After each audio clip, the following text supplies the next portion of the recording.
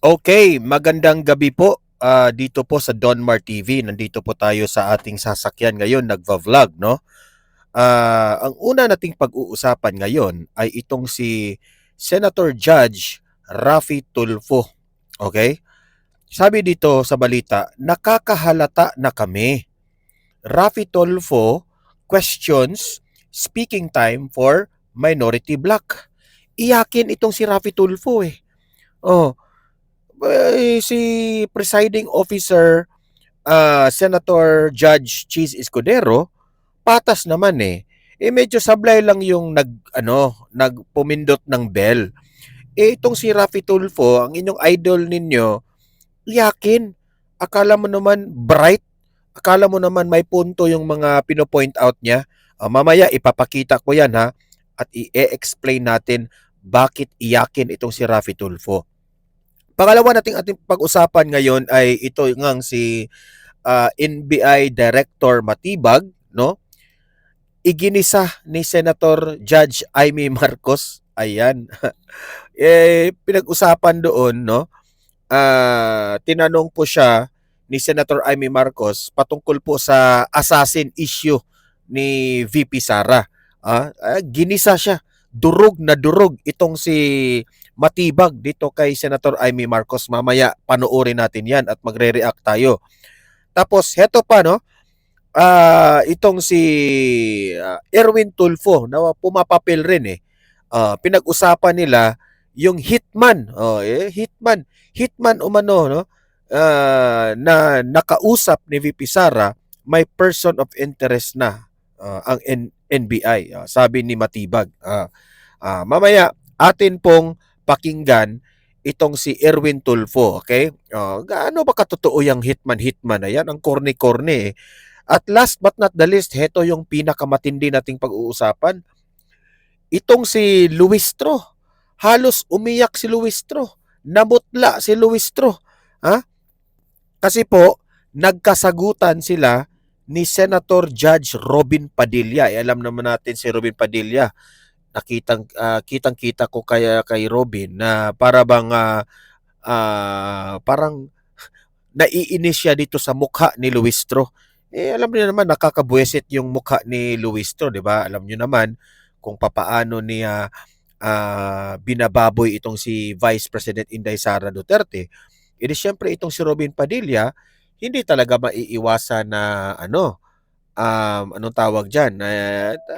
Siyempre, sabihin na natin bias si Robin kasi kinakampihan niya ang mga Duterte. Kinakampihan niya si VP Sara. Okay?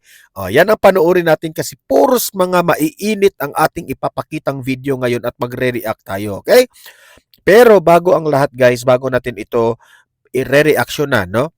Paki-like muna at saka paki-share sa ating video ha, sa mga nanonood ngayon para guys kakalat ito sa taong bayan, malaman ng taong bayan ang katotohanan po, no? At sa mga first time dito na nanonood sa aking channel ha, if this is your first time na nakabisita kayo sa aking YouTube channel dito sa Donmar TV, ay pindutin nyo na ang subscribe button. Kapag nakasubscribe na kayo sa akin, ay alam nyo na, ma-notify kayo, ma-update kayo sa mga impeachment trial, sa mga maiinit na balita, pati ang mga balita patungkol kay Vice President Sara Duterte, pati balita tungkol kay Tatay Digong, ma-update kayo dito sa channel ko. Kaya i-subscribe nyo na, pindutin nyo na yan. Okay? Nakasubscribe na ba lahat? Wala muna tayong batian ngayon ha.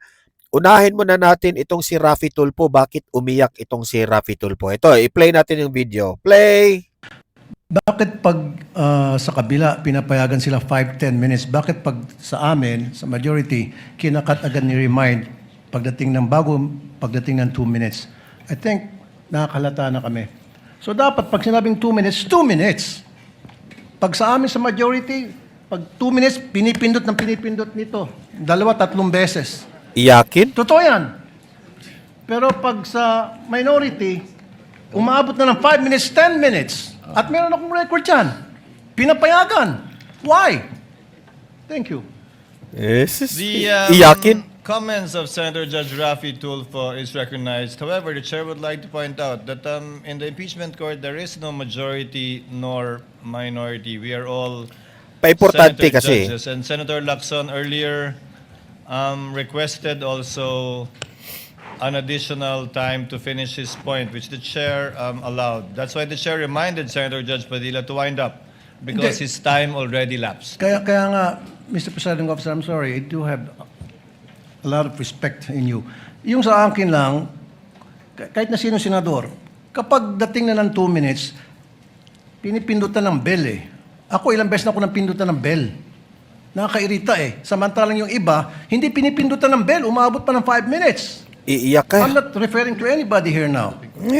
Yun lang yun eh. Robos? Kaya minsan, binubulungan ko na nun dyan eh. Oy, Uminom ka ng Robust para maano ka. Para hindi ka mairita. Mag-Robust ka na. pindutin mo na yung bell. Oh. Para naman dito yung iba. Yun lang po. Wala na akong Magdala ka ng pinipindot. Robust. Dapat maging fair tayo. Yung sa nagpipindot ng bell. Pag sinabing 2 minutes regardless kahit na sinong senador yan. Thank you. The clerk of court is instructed to kindly Nagalit, relay nagalit. to the Umiyak. bell ringer Pinagtawanan ka tuloy. to kindly be consistent in doing the polite reminder to the senator judges with respect to the time allotted. Sir Presiding Senator Officer. Judge Yes. Cayetano Alam. Ito si I Cayetano. take the comments of Senator Tulfo in order. I respect your opinion, but just to put on record, as you said, Senator Lacson a while ago asked for more time, binigay. Walang bell yon. Yesterday, 2 bell sa akin. 2 o 3? Dalawa lang ang bilang ko. 2 lang bilang mo. And maybe the solution is that after the first, isang bell na lang, pero kasi from the start of the Pati impeachment trial, we asked the Iyakin? presiding officer at sabi mo nga, liberality, because then if not, if we can't ask questions, baka magkaroon ng motion or mas lalong tatagal. Maybe, you've been doing it naman, but yun nga, yung just ask to wrap up. But konting, we all want to get back to work. There's so much that we want to do. At least, wala ngang majority-minority, but at least wala ngang threat ng kaso sa majority eh. Kami magsalita dito, parang may sword sa aming nakatutok. So, konting pagbibigay din sa amin ng konting liberality din sa pagtatanong. Yes. But in accordance with the rules, tama naman po yung sinabi ni Senator Tulfo. The presiding officer, sir, Tama. advisement, the points raised by Senator Judge Rafi Tulfo as well as the point raised by Senator Judge Allen. Actually, no, sa totoo lang, ito kasing si Rafi Tulfo, masyadong maarte eh. Masyadong paimportante kasi itong Rafi Tulfo na ito. Na-emphasize patuloy ni Senator Judge Alan Peter Cayetano na buti sa inyo mga majority. Hindi kayo pinipressure. Kaming mga senator judge na mga minority, kung anong sasabihin namin dito, parang may tumusok sa liig namin. Kaya alam naman, pinipressure naman sila ng admin. Kakasuhan ka agad, ikukulong ka agad. Yan ang point ni Senator Alan Peter Cayetano. Di ba? Ano masasabi nyo kay Tulfo? Iyakin, no? Iyakin ka eh. Kaya, bumaba yung rating mo. Kasi halik ka sa puwet na eh. Buti ka lang, matapang ka lang sa mga maliliit na tao. Pero sa mga kagaya ni Tambaluslos Romualdez na mga malaking tiyan, takot ka na. Ito. Tingnan nyo itong video na ito na ipapakita ko sa inyo kung paano po ginisa itong si Matibag nitong si Senator Amy Marcos. Okay, ito, play. Senator Judge Amy Marcos is recognized for her questions and interjections. You may proceed, ma'am. You have 2 minutes. Yes, thank you very much to our presiding judge. Kumusta Attorney Mel, Congresswoman Ann, at Plastikan. sa lahat na narito. Itatanong ko lang, kasi sinusundan ko rin yung kwento ninyo, na kahapon sabi ninyo na 100% certain na si VP Sara contracted someone over the alleged plan to kill the president as well as 2 others. Tapos, ito naman, corroborative naman ito, nung sinabi ninyo, nung 29 April yata sa House of Representatives, na sinabi rin ninyo, meron na kaming leads at mukhang talaga yun ang findings. Kaya may grave threat at inciting. Tama ba na sinabi po ninyo to? Tama po. Meron pong report po.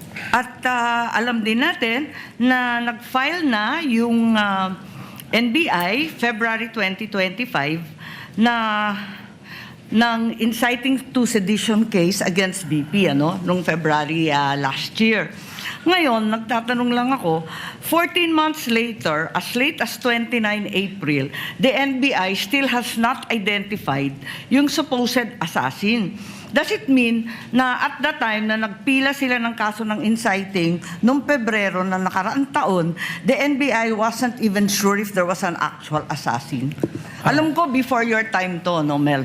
Pero tinatanong ko lang, how can the NBI be sure there was really a contract if they can't even identify the said assassin? Ayan, Respectfully po, Your Honor. laglag ka ngayon. Magkaiba po kasi ang elemento nung yung pong kaso ng grave threat saka Wow. inciting based on the investigation report at based po sa findings ng NBI Baka atakihin ka dyan, ay nakumpleto na po yung elemento ng grave threats. May elemento saka ka ng pa, ha? inciting to sedition. Hindi naman Punta po kay Kaluwag. kailangang mahanap Anong kung sino elemento po yan? yung kinausap na assassin. That is not an element for the filing of a complaint. So ang sinasabi po ninyo, tama yung pagka-file, pero hindi kompleto yung mga findings dun sa affidavit of investigation dahil yan din ang sinabi ni NBI agent Attorney Longtok na nandito siya at Lotok. pinahiwatig niya na siya ay lead investigator pero wala siyang personal knowledge of whether there was an actual assassin.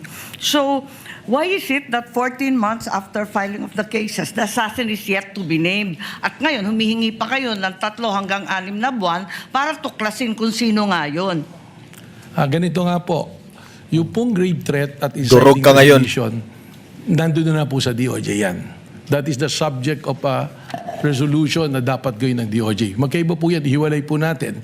Ito po ang ating investigation dito is an investigation because of the continuing active and serious threat to the President amounting to the effect na yung national security is only being compromised. Pero So hindi doon po po natin yan. tinitingnan. Hindi po yan ang sinabi ninyo Kasi ang sinabi ninyo doon sa House of Representatives, sa Justice Committee, maliwanag sa amin nyo na meron kaming leads at mukhang ito na talaga ang findings. Kaya nga po nag-file ng kaso ng grave threat at inciting to sedition. Sabi ninyo, yan ang dahilan. That was your statement. Because if you stand by these words na may finding na talaga, at yun ang dahilan kaya nagpila noong February, as early as February, the date that the NBI filed, the NBI already had findings that VP Sara spoke with an assassin. How come kayo ngayon, sinasabi ninyo na wala naman nung panahon na yon? Ganon din ang sinabi ni Attorney Lotok. Durog kayo ngayon. Hindi ko maintindihan ngayon. Talaga Sagutin bang nyo may yan. assassin na na-identify nung Pebrero? Ano kayo? O wala? Matibag. Sagutin mo Wala yan, pong matibag. na-identify noong February. Bakit ninyo sinabi Kasi- doon sa House of Representatives na yung dahilan na nagpila ng kaso Na. kasi meron na kayong assassin? Patay ka dyan. That is totally magkaiba po na issue. Again, babalik po ako. Pareho yung issue kasi yun din ang inaalam nung Lumaki Justice na yung Committee noon mata ni Jokno. At ang Ang liwaliwanag na sabi nyo, yung dahilan na nakapagpila na sila ay dahil natuklasan na yung assassin. Ayan. Go, Aimee. Wala po akong sinabi doon na tuklasan. I also mentioned at that time that there are persons of interest. Again, we have to go back po. Palusot na ka pa. inciting to the Hawak sedition ko and po yung grave threat. transcript kasi. Okay Oo. po, tama naman po yung binabasa Kaya niyo. nga nag-file ng kaso kasi meron na kaming leads. Well, Ang liwanag ng pagkasabi ninyo Correct. we are referring, may lead na nga po, ibig sabihin, yung pong grave threat, completed na Meron ng threat. In fact, tumatawid na Sa po script tayo sa ninyo, merong completed na. kinausap. And we are already talking about na doon sa admission ni mismo ni Vice President Sara na meron siyang kinausap na papatay at pumayag yung papatay. Parang napakaliwanag nung sinabi niyo noon at mas malabo di hamak ngayon. Palusot Ngayon, pa eh. bakit kinailangan pa mag-issue ng AO11 kung talaga namang continuing investigation? Dahil ba ito sa April 12 yung sinasabi niyong Rage Coalition? Kasama po yan, paulit-ulit ko pong sinasabi na there is a 5 points na tinignan po natin na ginagamit po ng isang social Yes, we're service. aware of that. The sexual, economic, etc. Alam naman natin yon kasi yan din Turog. ang gamit ng US, di ba? Tama po. Kaya po, merong ongoing investigation. Sinabi ko na yung threat is serious, continuing, and active, na ito po ay tumatawid na rin to the level of national security. Kung talagang may pattern of violence, doon sa Rage Coalition launching, andun ba si VP Sara? Wala po. Ganun pala eh. As a matter of fact, she wasn't even there. Siya ba nagsalita? Siya ba nagsabi nun? Si Mayor Basti po. Are you implying na may conspiracy kay VP Sara at Mayor Baste to have the president killed? Yan po yung aming Damay pa si VP Kanina Sara po, eh. tanong ni Senator Ping Lacson, tinitingnan po natin kung mayroong sabwatan po na nangyayari. May katibayan ba tayo dito sa conspiracy? Dahil Walang katibayan. matindi ang pinag-aralan nyo bilang abogado. Sapat ba ito para Correct. ipakita na may conspiracy dun sa dalawa? Yun po din yung sagot ko kanina kay Senator Ping Lacson, kaya po hindi pa nakasuhan sapagkat tulad po ng mga kaso na pumapasok at alam po ng mga abogado na conspiracy is sometimes harder to prove than the crime itself. Yeah. That's Praning why we kasi have to kayo. make a case Yan ang build-up totoo. Para masiguro po natin ng isasampang kaso. Ino-overanalyze ninyo yung mga sinasabi ni Baste eh. Wala pa akong katibayan ng conspiracy. Yun po yung tinitingnan nga nating anggulo kaya Yun nga, tinitingnan pero ng sa ebidensya. ngayon, habang tayo ang naglilitis dito, Walang wala sapat pa. na Kung lead meron na po, eh. na-file na po namin yan. Kailangan po lumusot ito under Memorandum Circular number 20 of the Department of Justice. Ngayon, reasonable certainty of conviction. Alam natin yan. Ang sabi ninyo, yung Special Task Force, ano ang gagawin ng Special Task Force kung natumbok na rin yung assassin nung Pebrero pa? O Then- natumbok na ninyo ngayon na nasa ilan na interview ninyo? Ano ang gagawin sa mga assassin na to? Then, kailangan po natin silang imbestigan at kausapin kung gaano kalawak para malaman po natin kung huminto na ba ang threat sa presidente. Sapagkat alamin natin kung sino po ang makakausap. Dahil maraming nagtatanong kung bakit pa kailangan mag-case build-up samantalang eto na tayo sa impeachment trial, eto na tayo na wala pang actual assassination, kaya hindi naman maintindihan kung ano pa ang silbi ng Special Task Force. Alam po ninyo, yung pong dito sa impeachment, magkaiba po yung requirement eh. Hindi naman po natin may pa-requirement pa, ha? presinta kung sino yung kinausap na assassin. Ang importante lang po rito ay yung admission mismo ng Importante, Vice bias ka. Presidente na humanap siya ng mamamatay para patayin ng presidente at iyon ay pumayag. Doon po papasok na yan. Dahil po, respectfully, di po sa impeachment court, hindi naman po necessary na may criminal conviction. Kaya po inilatag po yan kung ano-ano yung mga basehan po. Kindly wind up, Sa Senator ating Judge. presiding judge at pati na rin kay Attorney Matibag, ang ating direktor, sabi po ninyo na matutumbok ninyo ito sa loob ng 3 hanggang 6 na buwan. Kung maaari, sabihin na ninyo sa amin, pwede naman i-disclose kung tutuusin at sasampahan naman yan ng demanda through regular filing, hindi dito sa impeachment. At di naman siya subject of arrest for inquest proceeding. Bakit hindi sabihin? Or kung maaari, bumalik na lang kayo in 3 to 6 months. Pwede bang i-requestion kapag meron na kayo natuklasan at napunteriyang assassin? Again, ang sagot ko po dyan, iba po naman yung national security protection at impeachment. Dito po sa impeachment, yung sinasabing betrayal of public Impeachment? trust ay pumasok na po dahil meron pong sinumpang tungkulin ng ating Vice Presidente to protect and defend the Constitution, execute the law, do justice to everyone. Kumakain siguro and ng lechon ito. Parang high blood to eh. the service of the nation. Alam po natin Yung yan. pong ginawa niya po, papasok po yun sa sa betrayal of public trust kasi enforce the law, do justice. Pero ito po, Oh, pero yung threat ni BP Sara, execute the law, ito execute Wala yun. the president po eh. Alam po natin yan, pero binubuo natin ang mga elemento ng grave Di ba? threats at inciting to sedition. Maraming salamat. tinitreat si BP Sara, di ba? Kaya nga nasabi ni BP Sara yon kasi tinitreat si BP Sara. So, baliwala lang sa inyo yung tinitreat si BP Sara, pero yung kay BBM, okay lang? Oh, eto, patungkol pa rin dyan sa hitman na yan. Patayin umano ang Pangulo, First Lady at former Speaker of the House. Ang tanong ko po, paano pala ho ninyo ito natalisod o natunto ng impormasyong ito? Gayong sa kanya pong press con, wala naman pong siyang sinabi kung sino mga taong ito. Sinabi niya lang na may kinausap na ho siya. How did you find out? Correct. Ganito po yan, sa lahat naman po ng kaso na hinahawakan po ng National Bureau of Investigation para po maging successful yung aming pag-iimbestiga, ay Successful? nagre-rely po kami sa iba't ibang intelligence report. Yung nga po, may tinatawag tayong open source intel, human intelligence, and we also use tools to monitor things. At nag-trim down po tayo niyan, tinitingnan po natin hanggang dumating tayo doon sa punto na mayroon pong resolusyon yung ating pong kasong tinitingnan. With regards to po sa persons of interest, yung prosesong din yan po ang atin pong sinundan. Okay.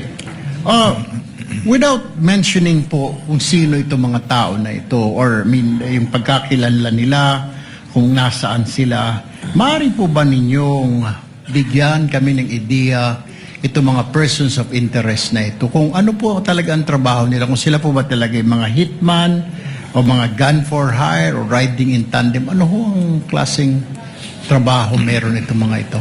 Well, siguro po, ganito, although I cannot reveal so much and the identity, but going to the process na sinasabi ko nga po, so we're using informants. May mga sinusundan po tayo.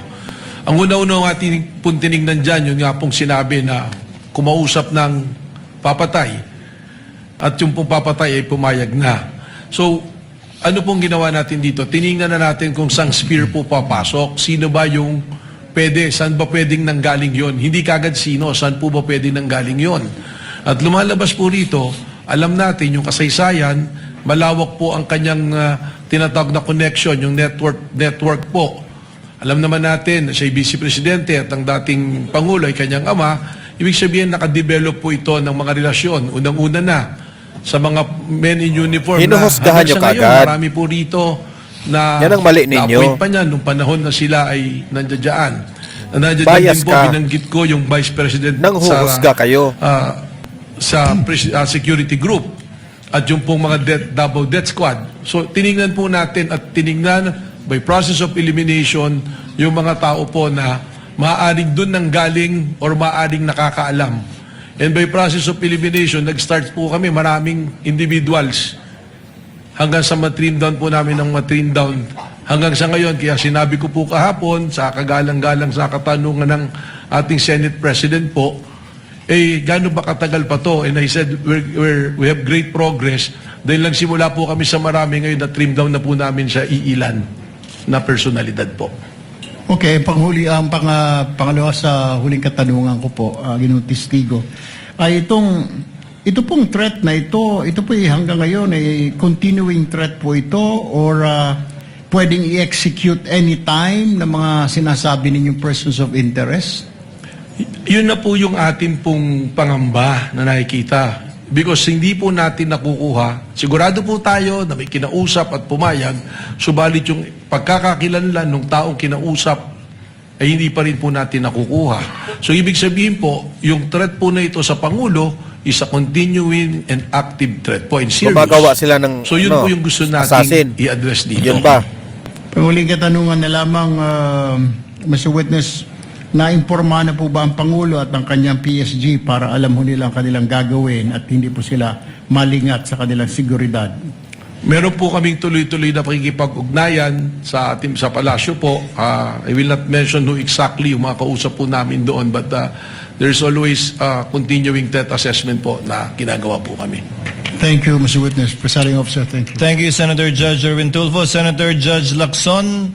Thereafter, we will recognize first, with the indulgence of Senator Judge Rafi Tulfo, the lead prosecutor for her manifestation. As I understand, she asked for time for a huddle to determine whether she will still conduct redirect. So, Senator Judge Lacson is recognized. You have 2 minutes, sir. Thank you, Mr. Presiding Officer. Follow-up lang ito doon sa mga points raised by Senator Judge Rapi Tulfo kahapon relating to 3 similar cases. Ronald Mas, Mayor Baste Duterte, saka BP Sara. Hindi ko na bibelabor yung Ronald Mas and Mayor Baste kasi aware naman ako doon sa Rule 113 Section 5, yung sa warrantless arrest, na hindi pwedeng apply. Nagkamali nga yung NBI kay Ronald Mas, kaya na-dismiss yung case, di po ba? But I'm more interested in the cases of Mayor Baste at saka kay BP Sara. Kasi almost similar yung kanilang mga sinabi, pero I'm just wondering why you did not investigate Mayor Baste, pero si Mayor Sara, hindi lang kayo nag-investigate, nag-repair pa kayo ng complaint sa DOJ, hindi po ba? Correct.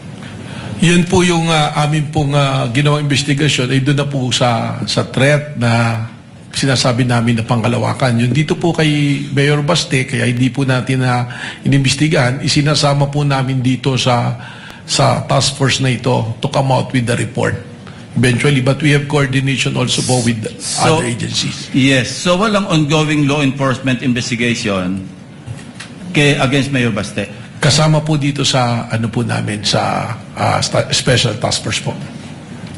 Yung bang special task force, and this was this was also raised by the presiding officer nung nasa lounge kami kanina, na-form ba ito in relation to or in reference to the case of Mayor Baste o kay Vice President Sara?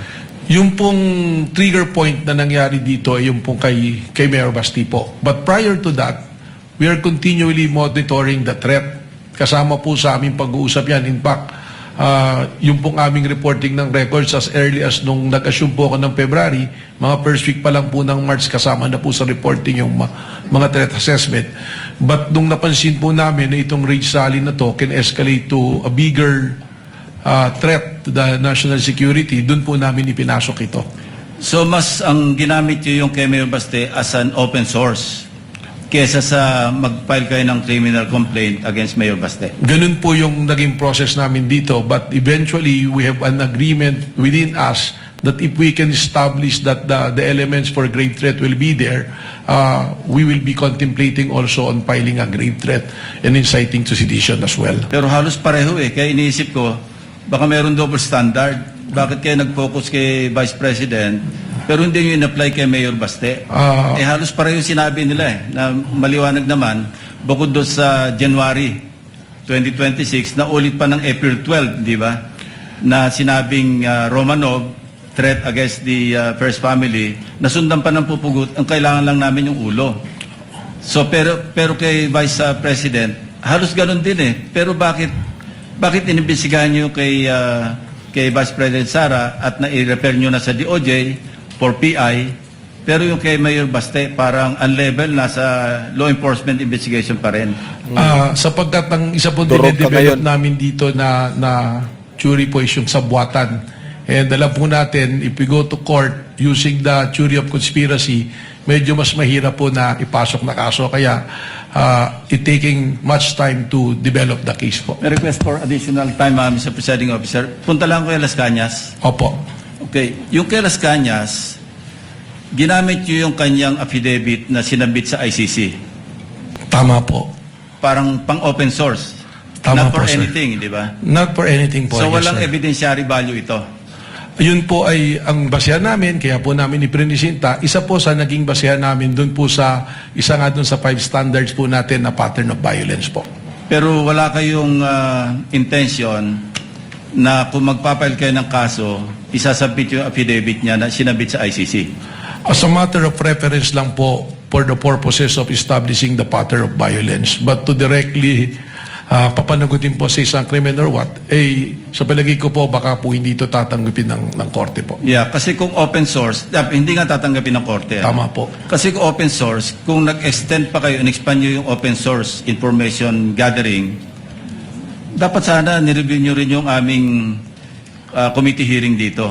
No? Yung na-mention kanina ng defense, na initially, deny talaga si Arturo Las Cañas tungkol sa DDS, EJK, etc. Eventually, nag-retract siya talagang 180 degrees. No? Sinabi niya, totoo yung EJK. Hindi ba dapat part din yun ng open source information gathering ninyo? Tama po. Actually, nung binasa po namin yung affidavit, may isang paragraph doon na nagtukoy nga dyan. Abangan na nyo yung ano, ha? Nag-testify, tas binawi. Robin Padilla. Ang sinundan na po namin dito, Luistro. at naalala ko po, meron kasing Abangan nyo si Luistro at si Robin Padilla na nagkainitan, salpukan. doon sa 24 oras after ng pre-trial po sa ICC, nagkaroon po ng interview kay Las Canas kung saan sinasabi niya yung affidavit na ginawa niya na isinabit sa ICC at nung kinukumpara po namin doon sa sinasabi niya, lumalabas na yun po. Pangatlo na po yun. So, Alam nyo, iba yung affidavit niya, yung kanyang testimony sa Public Order and Legal Drugs Committee, which as I said earlier, I chaired. No? Kaya alam ko yung familiar ako. And then after that, nag-retract siya. Talagang complete turnaround. Tama po. So I even consulted a retired justice na kaibigan ko, ano bang mas patimbang dito? Ang sabi niya, talagang jurisprudence, yung original na statement, ang mananaig, kesa doon sa parang binaliktad na statement, which I also agreed. Ang point ko lang is, bakit parang namili lang kayo ng open source? tiningnan po Kung namin. tinignan nyo yung sa ICC na sabit na pagkahaba-haba, sa akin nga po sinabi kanina, pangatlo na po yung magkaibang affidavits ni Arturo Las Cañas. May nauna, may pangalawa, pangatlo na po itong pinapakita sa screen kahapon. Tama po, and we are also aware dun sa pagbali-baliktad. But on the news that I was mentioning po, Your Honor, mismong sinabi niya, pipirmahan yung affidavit, at sinabi po niya, this is 186 pages. So nang tinitingnan po namin, yung statement na yan, tumugma. At pangalawa, it's been the subject already of an ICC, it's being used as an evidence. At least there is a legitimate court that looking into it, which it was considered na ibig sabihin, tinanggap po ng isang lehitimo na korte po.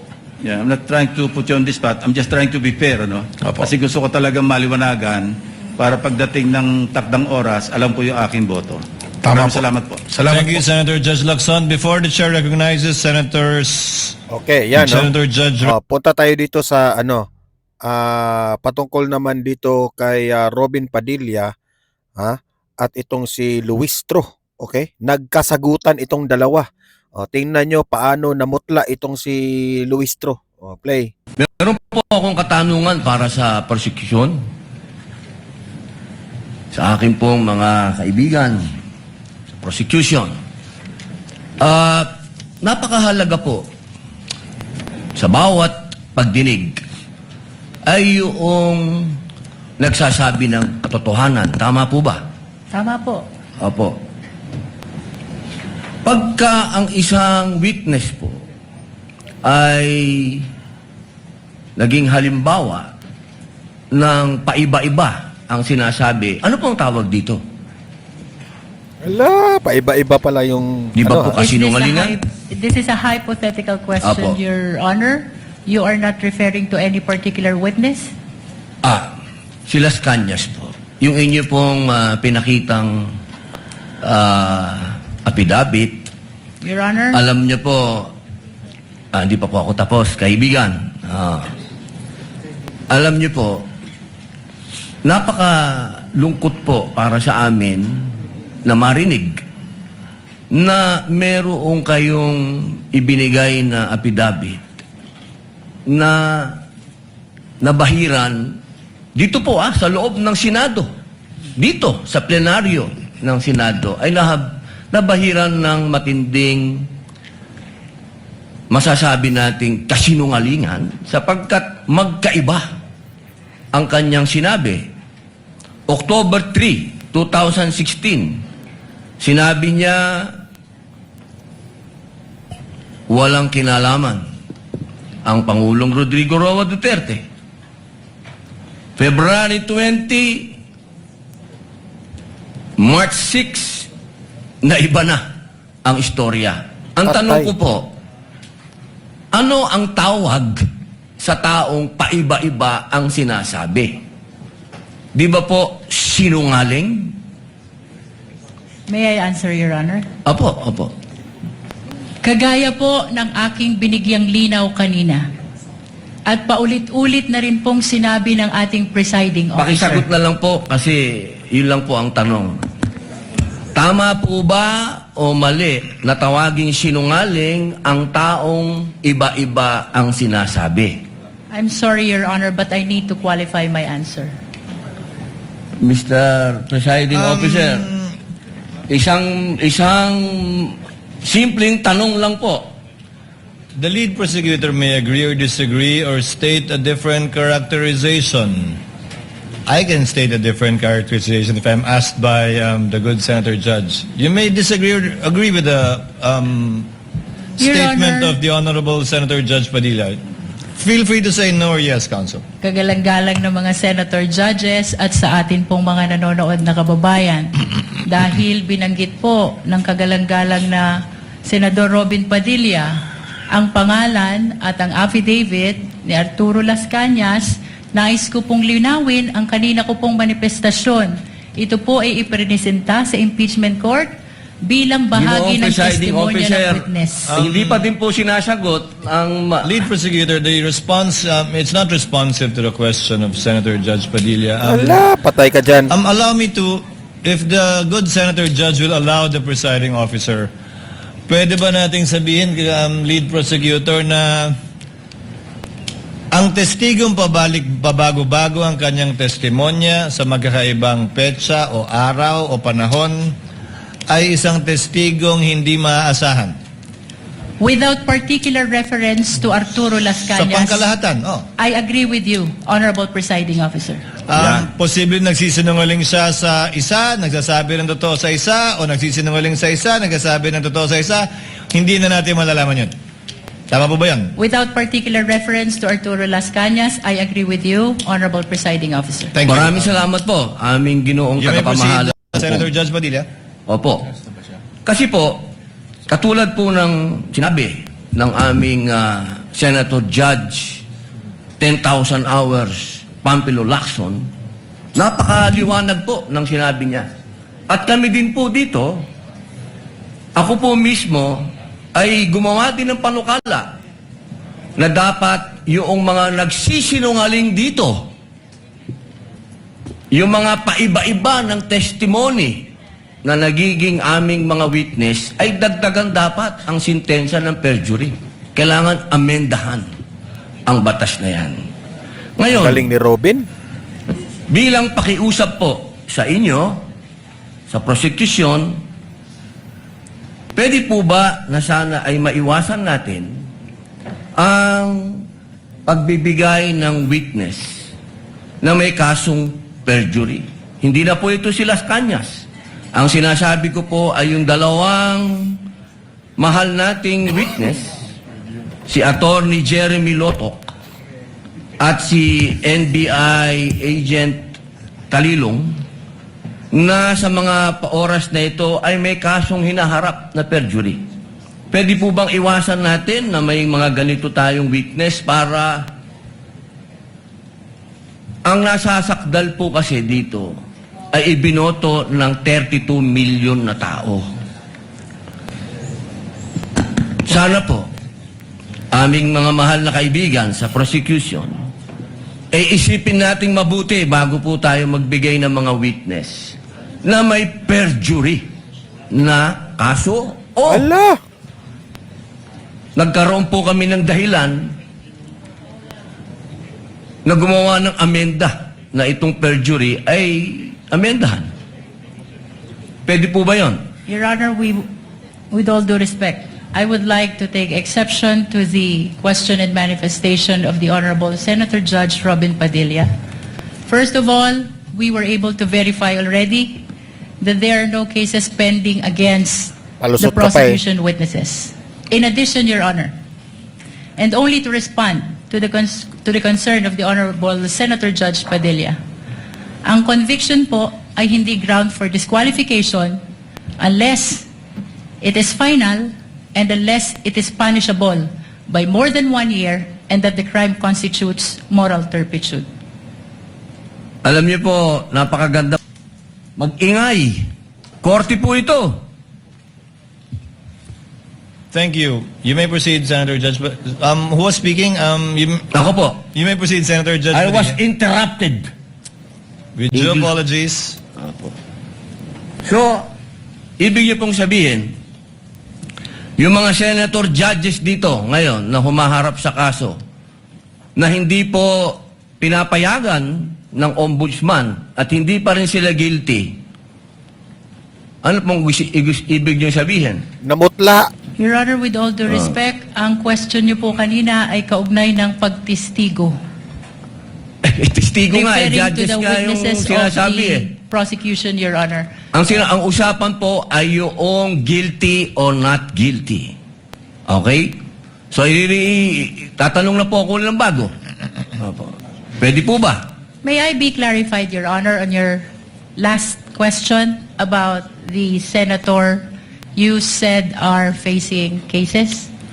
Lead counsel, I think that was more Alam of niyo a- po, malinaw na po yung sinabi ko and wala po kayong karapatan magtanong. Hindi, sa Senator Judge. diliwanagin ko nga po. I think Senator Judge Padilla was making a manifestation and not posing a question to the lead prosecutor in relation Grabe si to our Robin. two colleagues. You may proceed, Senator Judge Padilla. Maraming salamat po, Ginoong tagapamahalang hukom. Pwede na po ba tayong mag-advance ng katanungan? Yes, Your Honor. Apo. Yung pong sinasabi ninyo, bakit nyo po nababanggit ang ICC dito? Ano po ang kinalaman ng ICC dito sa ating pagdinig? With all due respect, Honorable Senator Judge Robin Padilla, kagaya po ng nabanggit ko na, at marahil panglima ng banggit ng presiding officer, nabanggit po ang ICC, kaugnay ng affidavit ni Las Cañas, na ipirinisinta po ng prosecution bilang bahagi lamang ng testimonya ng witness at bilang bahagi ng naging investigasyon ng Special Task Force ng NBI. Maraming salamat po. Senator Judge Padilla will please wind up. You can Opo. avail of a second round if you wish. Opo. Maraming salamat po. So, ibig pong sabihin, malinaw, na kanina sinabi natin na What is the hindi pleasure siya... of, with the permission of Senator Judge and indulgence of Senator Judge Padilla, what is the pleasure of Senator Judge Rafi Tulfo? Walang mic. Kay Senator Padilla. Bakit pag sa kabila pinapayagan sila 5-10 minutes, bakit pag sa amin, sa majority, kinakat agad ni remind pagdating ng 2 minutes? I think nakakalata na kami. So dapat pag sinabing 2 minutes, 2 ito, minutes. nag-interrupt eh. Pag sa amin, Comments of Senator Judge Rafi Tulfo is recognized. However, the chair would like to point out that time already lapsed. Kaya ang bell, umabot pa ng 5 minutes. Ang bell, umabot tayo. Yung sa Relate to the bell ringer. To Tapos ito kindly kanina. be consistent. Tulfo, in order, I respect your opinion. Dalawa lang bilang mo. And trial, we all want with the rules. At tama naman po yung sinabi ni Senator Tulfo. Okay. Ginoong tagapamahalang hukom, nais ko lamang pong sagutin ang ating kaibigan na si Senator Rafi Tulfo. Sandali lang po. Kaibigan, mas mahaba kasi yung sagot ng ating prosecution. Ako po ay nagtatanong lamang ng oo ba o hindi. Opo. Pasensya na po. Opo. Kindly wind up, Senator Judge Padilla, but you can Opo. avail of the Maraming second round salamat if there's po. one. Tatalon na po ako. Dito na po ako sa aking kaibigan. Maraming salamat po, kaibigan. Opo. Sa aking pong kaibigan, kay Attorney Matibag, mahal na saksi. Mabilis lang po ito. Ako po ay napunta sa PDP Laban dahil po sa inyo. Tama po. Opo. Kayo po ang kumimbinsi sa akin. Tama po. Campaign manager niyo pa po. Opo. At masasabi po natin na isa kayo sa nagpa-number 1 po sa akin. Tama po. Sa lugar po namin, number 1 po kayo. Opo. Attorney Matibag, sumama po ako sa inyo dahil alam ko na isa po kayo sa arkitekto ng pagkapanalo ni President Rodrigo Roa Duterte. Tama po ba? Hindi po, sapagkat noong 2016 ako po ay campaign manager ng Region 4A ni Secretary Marrojas po. Ayun. So, hindi po kayo connected nung panahon na yon kay Pangulong Rodrigo Roa Duterte? Hindi po. Opo. Kung kayo po ay nagtatrabaho sa mga iba't ibang politiko, kayo po ba ay matatawag na political analyst o political ano pang tawag po doon? Yung mga nagsasagawa, nagpapatakbo ng politika ng bawat politiko? Well, maaari pong matawag na tayo ay tumutulong sa ating pinaniniwalaan na kung sino po ang dapat manungkulan sa ating bayan. Opo. Ibig pong sabihin, pwede po kayong Para gumawa talagang ng nanglumoy isang sila kay kandidato Robin, at manalo. Makatulong lang po, sapagkat ang paniwala ko po, hindi naman po isang tao, lalo na ako, ang magpapanalo ng isang kandidato. Opo. So ngayon po, masasabi po natin na pwede po kayong magtrabaho bilang isang political operator? Ano po bang konteksto ng political operator? Ang ibig ko po sabihin, ako po ay nasasama sa isang political party noon, so tumutulong po tayong maipanalo ang isang kandidato ng political party. Opo. Maipanalo lang po? O ano po ba ang trabaho ng political operator sa Pilipinas? Pwedeng gumawa? Pwede din sumira? Well, ang political operator to be successful, kailangan po yung kanyang sasamahan ay magtagumpay yung kanya pong laban at advokasya. Okay. Yun lang po. Maraming salamat po, kaibigang attorney. Thank you, Senator Judge Padilla. So ayan, no? Ang galing, no? Grabe. Parang uminit ang tensyon doon pagdating kay Robin Padilla, no? So ayan, no? Namutla si Congressman attorney ba ito? Si Luistro. Yan, deserve mo yan. Kasi tama naman si Robin eh. Patungkol sa mga witness ninyo, paiba-iba yung statement. So mag-comment na lang po kayo, no? Sa mga nanonood dito, i-comment nyo inyong opinion sa comment section para mabasa po natin. Okay? Paki-like, paki-share. Sa mga hindi nakasubscribe, subscribe na po kayo. Okay? See you in my next video. Have a great day. Have a great night. God bless po sa ating lahat. Mabuhay ang Pilipinas and God save the Philippines. Bye-bye.